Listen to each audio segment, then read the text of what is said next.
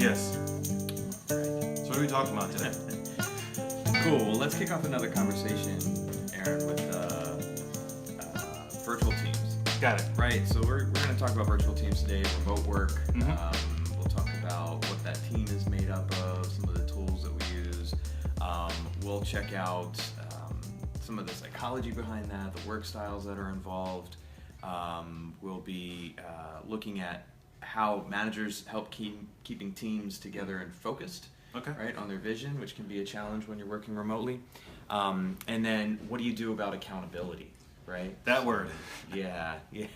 So you know what I'm thinking, Lawrence? So earlier we were talking about, what a remote team is. So something we were reading about is there's a tremendous amount of growth in regards to teams saying, hey, let's go virtual. Let's allow the whole work from home thing.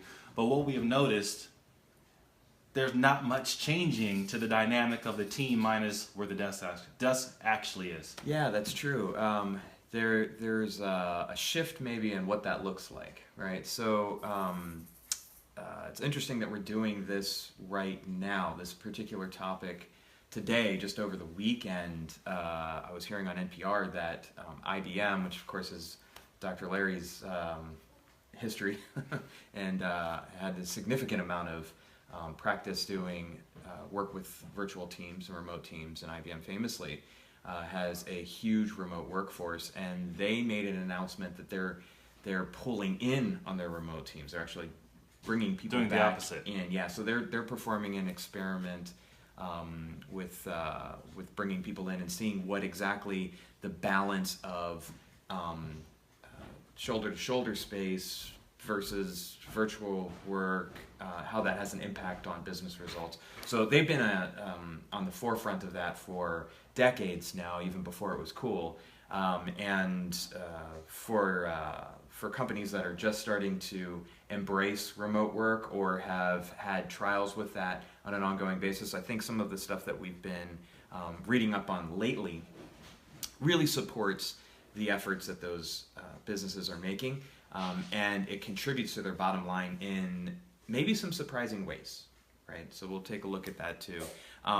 But for remote work, I think part of what will help is, who are the remote workers? What are some of the fields that they're working in? So Aaron, what have been some of your experiences in remote work teams?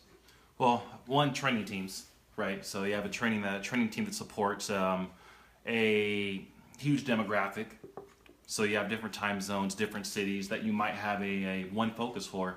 Another thought I have is a couple of clients of ours, sales groups, which is very common, right? Mm-hmm. You have, let's say, maybe 6 to 10 satellite offices in different cities, different states, and all this good stuff, and you're focusing on the same customer. So those are the top two that come to mind. But something I hope we'll get to in a moment in regards to challenges is a lot of these teams once were in one office, possibly one time zone, right? And then that big decision takes place, hey, let's try this virtual thing, which allows us to go green, good for the environment, allows us to maybe even increase productivity. But I know a few items we're going to talk about it. What do we do to really give the right tools, provide the right medicine, if you will, so you have a good, functioning, solid virtual team? Yeah, that's true. There are other project teams as well that have been increasingly virtual. And we'll talk about some of the tools in a little bit here for part of the reason why this is the case. But as startups in particular are having to grab talent from overseas, there is an increase in the amount of virtual work that's being done internationally. Thinking about tech industry in particular, but other industries that really need that talent from outside of the United States, and then anywhere from the political climate to the expense involved in hiring those people and bringing them into the United States is sometimes cost prohibitive or even unavailable. The H-1B visas that are required for those workers to come in work on a lotto system. So some of those smaller businesses just don't have the ability or don't have the luck involved in scoring the lotto, that the literal lotto that they have for making those visas available. So Enabling those workers remotely has a huge impact on the way that innovation is working right now, and is a big reason for some companies to go remote, right? So there's a lot of options that are out there. I mean, there are, like you're saying, some classic models that are being completely disrupted by remote work. There are some emerging businesses that are happening because of remote work. So there's a lot going on. There's a whole industry of remote work spaces. We've got a lot of friends and partners in those areas, in and around Sacramento, and then major cities around the world have remote work going on. There's Remote Year that has a whole cohort of people that travel the world and do work remotely. So we've got a time in history, I think, where there's a ramp up, right, of remote work. We were just seeing earlier that in the past 12 or 15 years, we've gone from 19% of the workforce doing some or all of their work remotely, up to 24%. Yeah. So clearly we're in a trend, and it's fueled a lot by some of the tools that are involved. Yeah. And it may be a good time to shift Tools? to tools. Yeah. Yeah, So yeah. what are some of these tools? Oh Like, my we keep gosh. hinting at tools. So Tools. what are some Well, of it's the exciting because, let's talk about this before we even go into the tools, but it's tool relevant. You go virtual, right? And what usually happens, there are tools that your employees are possibly already using. And then what we have seen in regards to these corporations or even a couple of clients of ours, about time to provide a tool, you have a problem getting that engagement, right? Yeah. It's like, hey, Lawrence, we have this tool, I want you to use it. Unfortunately, Lawrence has already been using this other tool for about 2 or 3 years. And some of the scary things there, those tools could have no firewall protection right now. You have the possibility of information going out to the masses on external servers, things like so. So let's talk about for a moment, before we can get to the tools, how do we pulse check that engagement piece? Because there are some people who aren't going to want to use the tools that we offer, or maybe we're just positioning the wrong tools in the first place. Sure. The behaviors that exist in people are just that. They're behaviors. Some of them are easier to change than others, and some people are more or less skeptical of the tool. And to your point, sensitive about the security of the tool. So probably really largely depending on the nature of the industry that we're focusing on, more or less of the workers will adapt to a new tool, right? And we both saw that in some of our past clients where especially at the time in, say, 2010, 2011, when you had a lot of collaboration tools appearing in the marketplace. The dawn of app stores on smartphones made this really, really accessible.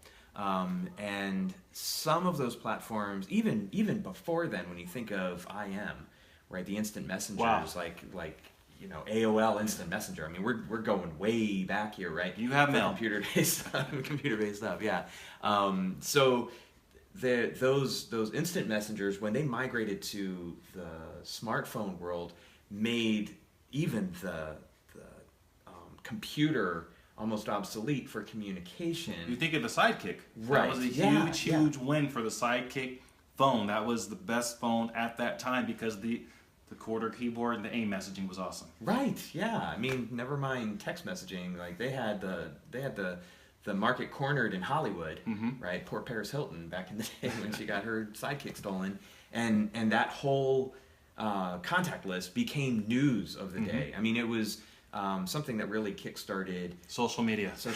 Yeah. So any number of things will come together to drive that behavior, right? So it became more and more popular, for people to adapt to those smartphone technologies, to instant messaging technologies on a personal level. So you have things like, obviously text messaging, right? But then other messaging services started to emerge. You had WhatsApp, you had GroupMe, you had help me out. What are Hangout, another yeah. Arlo or something like that. Yeah, there's tons of different apps out there. Yeah, so those started then, right? And were really good at communicating text word communication, right? Sometimes some pictures, and usually that was to be funny, right? Mhm. Or, to make a point. And that lately, in the past couple of years, has started to um, show up in more concentrated business applications. So thinking back to Yammer, as they were starting to push forward, and some others that were like Yammer that were trying to be the business side of that chat communication and offer more integrated tools. Lately, I hear a lot about Slack. Slack being another integrated messaging service and allows for document sharing and multiple streams and that kind of thing. You know what you're making me think about? So with Slack, it's now we're seeing more of the fun side. How do we engage? Kind of the question I had earlier, right? Is how do I get my newer, if not younger, group of employees to say, hey, I want to try this thing. Like for myself, I was doing some Googling earlier, and I didn't know until today, so pardon me, it's Facebook at work. Didn't know it was a thing. And I'm like, wait a minute, it looks pretty cool. But then also thinking of the newer generation of employees are going virtual, having a tool that says, try me, versus hands off, I don't even want to give it a shot. Yeah, that's really a good point. So you've got this balance of tenure in organizations where some folks have seen the last 5 or 10 rollouts of the new tool that's going to change work, right?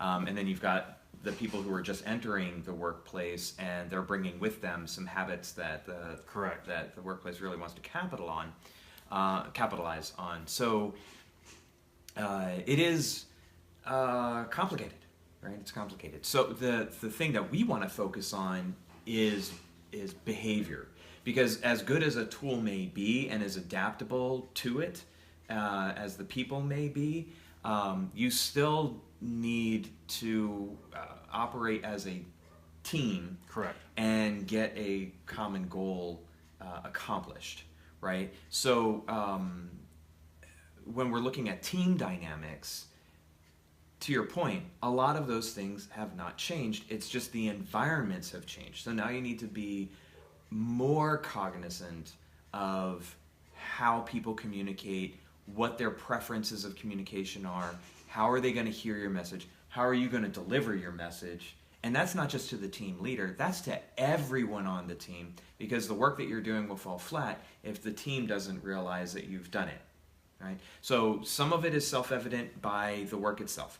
If you submit a piece of the work of the team, to a common center, say to Dropbox or to some other file storage platform, and everyone just gets alerted, that is a form of communication maybe the team adapts and says, okay, we're all going to look for the automatic triggers to say the workflow is moving. But more commonly is that, and what we've seen in the data, is that people are engaging much better and much more clearly in remote environments because they have to, right? So it's a function of necessity as much as it is of good communication. I think where the big challenge can be is when people get that wrong. Right, so if they're trying to communicate but it's not working, it is less because remote work is failing and more because there's an opportunity to communicate better and understand each other better. True. So it makes me think, you cannot substitute communication, conversation like we're having here, just because you have an application. It's so often we maybe have seen a client say, we have implemented this thing, so now we have, let's say, Dropbox, since we were referencing that, and we use that also on our end. Just because you see the pings of these updated PDFs and PowerPoints and Excel spreadsheets does not mean that we don't need to have a conversation still. Right. The tools are awesome, yes. Some people, for the most part, myself, we need to still have that genuine conversation. Maybe it's not every week. Maybe it changes to bi-weekly. Just because the pings are there doesn't mean people are reading it, doesn't mean they're understanding it. It's something you talked about yesterday with the people, I forgot what you called it or called them, was the people that just read the subject lines in the email. Oh, right? I forgot the name. Like, you can write the body of the email, but all they're going to read is the subject line no matter what. Yeah, and I mean, using our own terminology, those are our high Ds. They're in the DISC terminology, they're the high Ds. They don't have as much tolerance. They may have the time, but they may not have the tolerance to sit and read through details in an email. In fact, they may open it and just look at the first 2 lines, right? Mm-hmm. Just to see if they want to read it more, right? And those folks out there that deal in marketing copy understand exactly what I'm talking about, because generally speaking, we want to have a good communication, and we want to know what the recipient is like.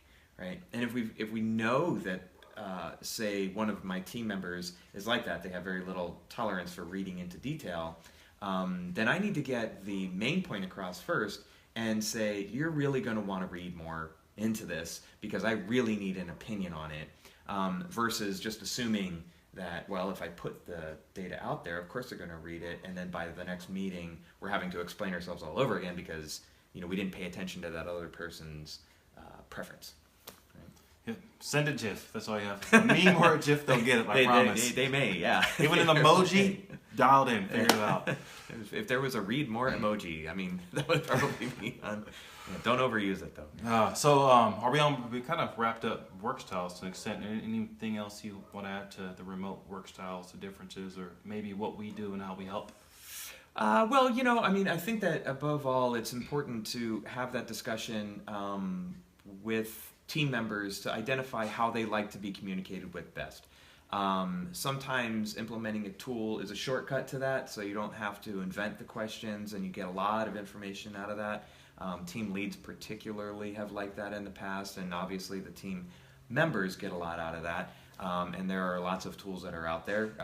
Reference Diffs, but you can also use MBTI, StrengthsFinder, anything that free apps out there, if I'm not mistaken. Yeah, also. Free apps. Yeah. Anything that will give you some insight to the team is good, because it's going to start that conversation. It's going to get the team moving in a direction of clarity rather than of assumption, because you know what they say about assume. Right? Becomes perception, becomes reality, and it's not real, but it is real, right? And I'm glad you brought that up, because again, when you decide to transition to now, today, moving forward, we are a virtual team, is having that discussion up front is extremely valuable, because so often we make the decision of, hey, we're virtual, let's do it, and everyone's excited. I get to work from home, right, which is very exciting. But if you're not having that conversation up front, keeping it street for a moment, relationship one-on-one, that's how successful relationships work, is you have to align with each other's communication style and understand it, respect it, so the relationship continues to grow. It makes me think why I have a few friends I've had for 20 plus years, because we get that. Mm-hmm. The friends that we are no longer clicked with, if we will, we just don't get it. We don't have that piece of clear communication. We have never addressed it. Unfortunately, in corporations, in future conversations we'll have, it impacts your attrition, replacing employees, which is extremely expensive. And we talked about that a couple of days ago, right? It increases morale, that it decreases productivity, or it turns into, why do I need to keep telling Lawrence to do this thing over and over again, but Lawrence doesn't get it, because that clear communication piece is broken. Yeah, that's really true. In the past virtual teams that I've managed, there is a huge benefit in understanding other people's communication styles and their work styles. How much attention and direction do they need? How much freedom do they need? And that is almost never the same across the board. So you really have to be attentive, to that. And it really leads into what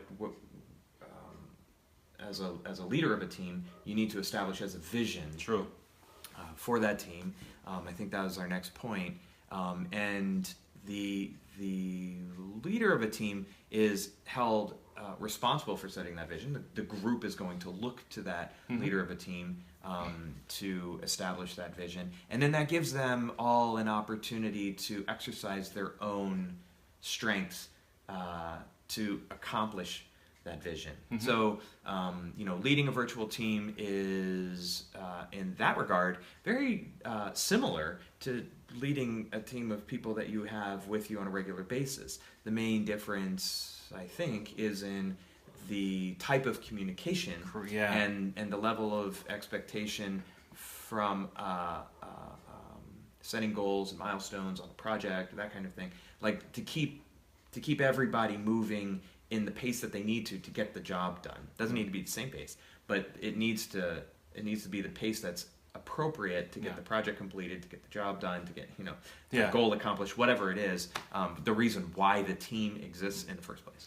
Yeah, and taking it a step further, you need to be extremely intentional on how you reach out to employee 1, 2, 3, 4, 5. What I've also seen various different clients is they do the one message to all syndrome. And we all know messages can be taken out of context.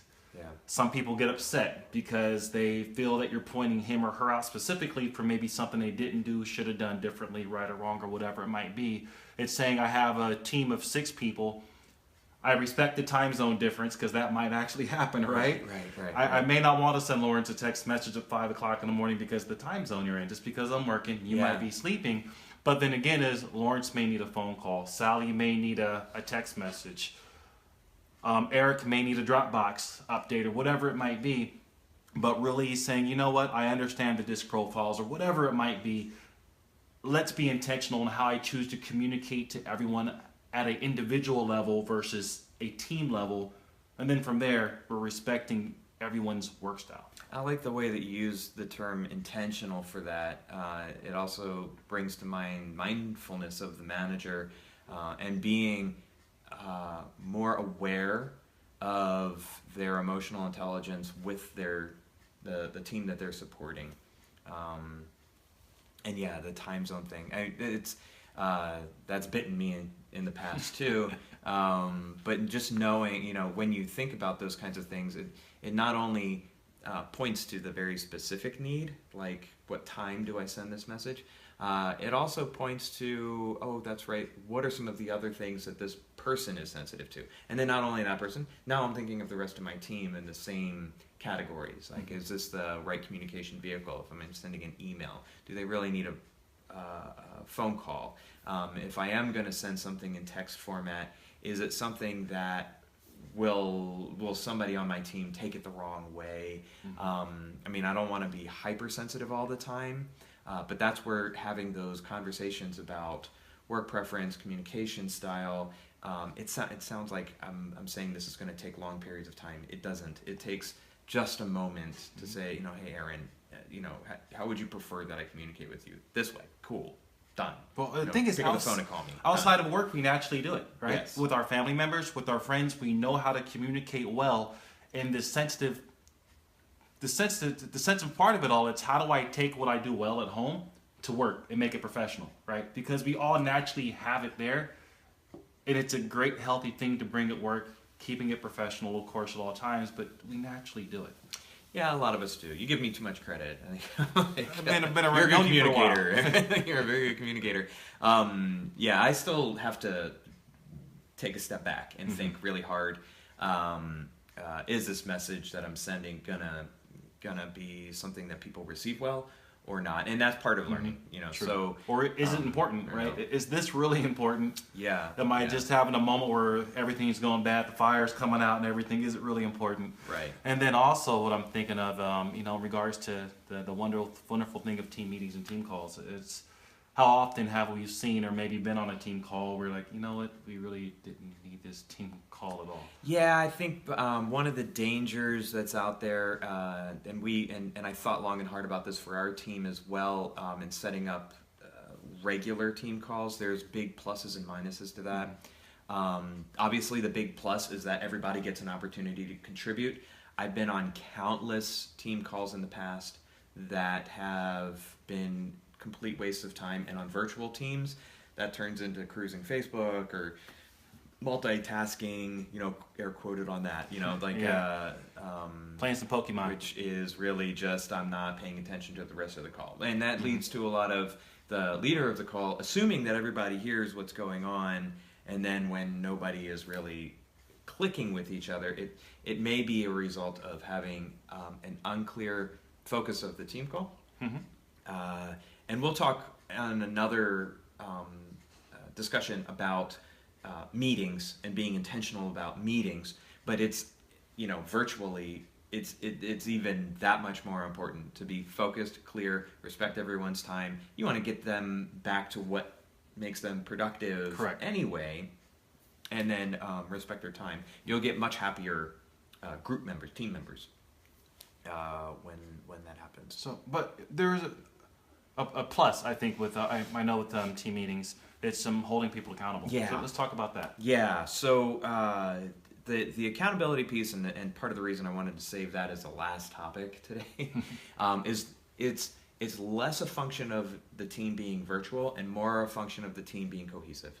So we've had several discussions so far in the past in our small archive about getting up to a good level of team accountability. When you've got a high level of trust in the team, that the team can engage in constructive and healthy conflict, and they can make team commitments, then that enables the team itself to hold each other accountable. So the leaders of the group do much less of the checks on the team for accountability, and the project itself becomes the engine of accountability. So in my contribution to that, am I on schedule? Am I on task and on schedule?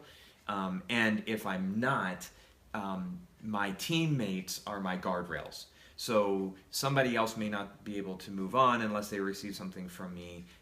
If somebody else is waiting for a direction from me, they may be proactive and ask me. I may have forgotten. I mean, there's all sorts of, it's an accountability net rather than an accountability prod, right? And the prod only works in one direction, right? But the net works all the time. Mm-hmm. So that's the value of that, it's the benefit of that. And you can only get there if the team has a significant level of trust, and that they can reach out when they are having challenges, and that they feel confident that they can approach somebody and give them feedback without getting jumped on about it. True. And also, it's not to get away from quantifying everyone's workload, because what I've seen, it's Aaron has done more than Lawrence, then you now have this becoming an issue. Oh, yeah. It's, you know what, end of the day, if we're all pouring into this vision, we're all pouring into this vision. Sometimes person A might do a little bit more, person B might do a little bit more. It's not so much always consistently split up to the percentage points evenly across the board. It's, the refrigerator isn't split, freezer, refrigerator. It'll never be 50-50, right? At the end of the day, it's with that trust, is knowing that we're all pouring into this one vision. Sometimes you might be holding a little bit more of the team, but it's a give or take. We always continue to pour into that vision. Yeah, you remind me of the elementary school, high school, and even into college, the group project, right? And if you remember back to group projects, we didn't have any kind of online collaboration tools for group projects. We had the classroom where we got the assignment, and then we had the phone, and if you can go over to somebody's house to work on the project. Otherwise, you're in a silo trying to get something done. Or you're just letting it all go because you know that Johnny or Susie is going to be taking care of the whole thing, mm-hmm. and then those folks that have control challenges are going to take on the whole thing and not give anything out. I mean, there's all of that goes on in school. So if you remember, back in school, I remember those were virtual teams. I mean, you had some time in the classroom, but you only had an hour maybe in a classroom, and even then you only had whatever time the instructor allowed you to talk about that project.